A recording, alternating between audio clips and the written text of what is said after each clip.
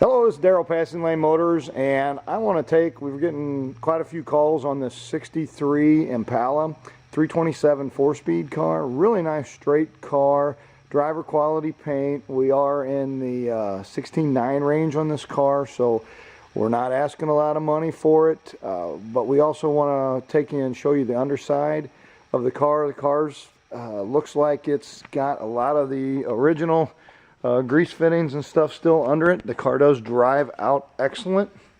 As you get underneath here, I've noticed that we'll start here. The arm for the power steering unit has got a little bit of grease around it. It doesn't look like it's dripping anything, but it does look like some fresh grease there. If you get over here where the grease fittings are at, this could all use to be cleaned up. Here's where your ball joints are at. The ball joints are solid in the car, but there is a lot of residual grease underneath here. Where over the years, it's probably all the way back to 1963. Same on this side with the ball joints here. This car just probably has never really had a good cleaning underneath here. Needs to have some degreaser and clean these grease spots off. I do notice on the front main seal here, there's a little bit of fresh oil right here.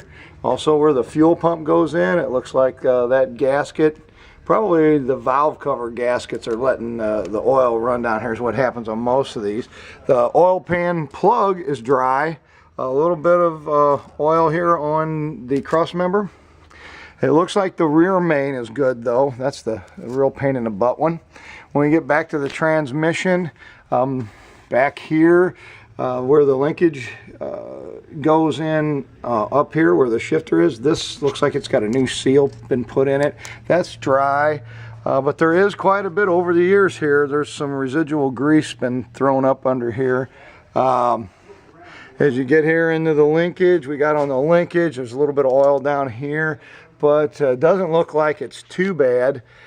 It is wet under here, so there's been some oil coming from somewhere. It looks like the rear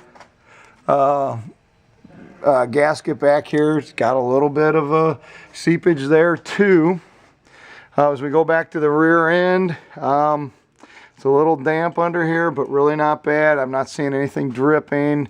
This back here wouldn't concern me. It looks like it's been rebuilt at some time. Looks like it has grease and dirt on it from 1963. This car does have, it's a pretty original piece. The interior of this car is factory original still. Still has the seats that it came with from the factory. Does have, looks like it has Flowmasters, 2.5-inch exhaust all the way out the back, duals, no H-pipe, so it's hard to put the H-pipe in with the frame here. I do got to say that the frame is in great shape. No rust on the frame whatsoever. The frame is good and solid. Comes back in splits. Where the trailing arms bolt in right here, no rust. No rust at all in the frame. It looks like it's an original gas tank. The frame coming back here looks in great shape. Let's look and see if that may have a patch in it right there. Actually, I think this is the way that these came from the factory. This is a solid square tubing here. A little bit of rust right there, but it's good and solid. It's not actually rust, it's just surface. The back pans look great. Fender wells are good. The gas tank is solid in it. The trunk pan, no holes. No rust in the trunk pan from the bottom. The trunk pan, this is just where some undercoating came off. That's good and solid, no rust there. The floor pans in the car, the rear floor pans are in great shape. These rear floor pans here are really good.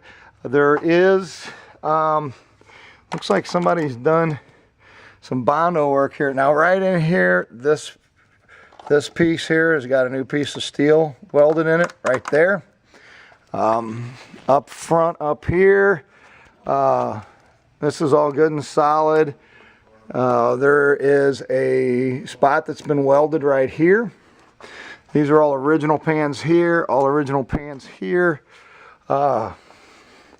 Trying to look up here. Here's a little rust hole actually, but that's in the inner fender, so that's not a big deal. These pans are all solid, no patches under here.